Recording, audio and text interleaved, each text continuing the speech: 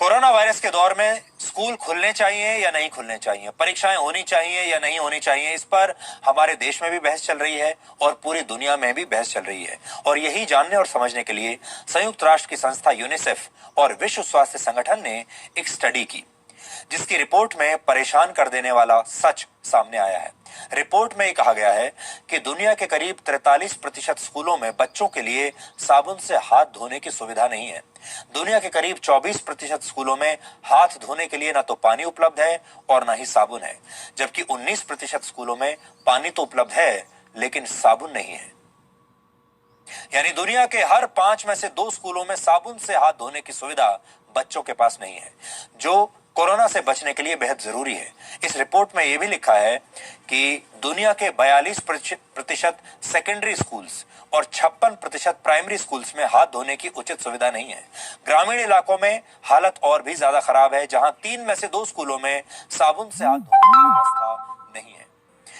Corona महामारी की वजह से पूरी दुनिया में स्कूलों को बंद करना पड़ा, जिससे 190 देशों में 150 करोड़ से ज्यादा छात्र प्रभावित हुए हैं। संयुक्त राष्ट्र की इस रिपोर्ट के मुताबिक अगर हाथ धोने की उचित व्यवस्था किए बिना स्कूल दोबारा खोल दिए गए तो इससे दुनिया भर में करीब 82 करोड़ बच्चों के कोरोना महामारी से संक्रमित होने का खतरा है। इनमें से सबसे ज्यादा करीब 30 करोड़ बच्चे सब सहारा अफ्रीका में हैं। करीब 12.5 करोड़ मध्य और दक्षिणी एशिया में रहते हैं, जिनमें से 9 करोड़ से ज्यादा बच्चे अकेले भारत में रहते हैं, जो स्कूलों में साबुन और पानी से हाथ धोने की सुविधा से वंचित हैं। अगर आप कुछ देर के लिए कोरोना वायरस को भूल भी जाएं, तो सोचिए कितनी गंभीर बात है कि दुनिया के 40% से ज्यादा स्कूलों में बच्चों के लिए हाथ धोने की मूलभूत सुविधा तक उपलब्ध नहीं है।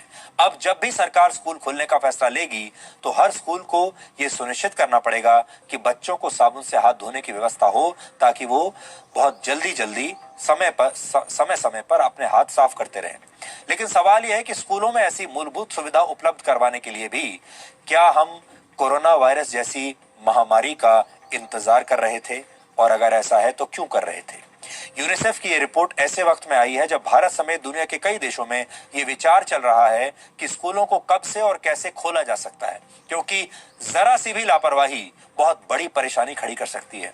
इसी बीच अमेरिका में एक नई रिपोर्ट सामने आई है, जिसके मुताबिक जुलाई के अंतिम 2 हफ्तों में पूरे अमेरिका में 97,000 से ज्यादा बच्चे कोरोना पॉजिटिव पाए गए हैं। यानी अमेरिका ये गलती कर चुका है, उसे स्कूल नहीं खोलने चाहिए थे, लेकिन उसने स्कूल खोल दिए और अब वहां पर बच्चे बड़ी मात्रा में संक्रमित हो रहे हैं, बड़ी संख्या में, जिसके बाद अब विशेषज्ञ ये राय दे रहे हैं कि अमेरिका में अभी स्कूल नहीं खोले जाने चाहिए। हालांकि अमेरिका के कुछ राज्यों ने स्कूल खोलने की अनुमति दे दी है, जहां ये डर अब सच साबित हो रहा है, क्योंकि बड़ी संख्या में वहां पर बच्चे अब कोरोना से संक्रमित हो गए हैं। अमेरिका के राज्य जॉर्जिया में 3 अगस्त से स्कूल दोबारा खोले गए थे, जिसके बाद से अब तक 250 से ज्यादा छात्र और शिक्षक कोरोना पॉजिटिव पाए गए हैं। इसकी वजह से वहां स्कूल तो खोल दिए गए, लेकिन सोशल डिस्टेंसिंग और मास्क पहनने जैसे नियमों का पालन नहीं किया गया, जिसकी एक तस्वीर इस समय हम आपको दिखा रहे हैं। ये तस्वीर जॉर्जिया के डैलस में एक स्कूल की है, जिसमें स्कूल के हॉल में छात्रों की भीड़ आप देख सकते हैं। तस्वीर में ज्यादातर छात्रों ने मास्क नहीं पहने हैं और ना ही सोशल डिस्टेंसिंग का कोई पालन हो रहा है। यह तस्वीर स्कूल के एक छात्र ने सोशल मीडिया पर पोस्ट की थी, जिसे स्कूल प्रशासन ने बाद में इस छात्र को ही सस्पेंड कर दिया। तो ये स्कूल की हालत है अमेरिका की। और अगर आपने भारत में भी खोल दिए तो भारत से भी आपको ऐसी ही तस्वीरें देखने को मिलेंगी। ये तस्वीर दर्शाती है कि कोरोना वायरस से बचाव का इंतजाम और नियमों का पालन किए बगैर स्कूलों को खोलना कितनी बड़ी गलती साबित हो सकती है।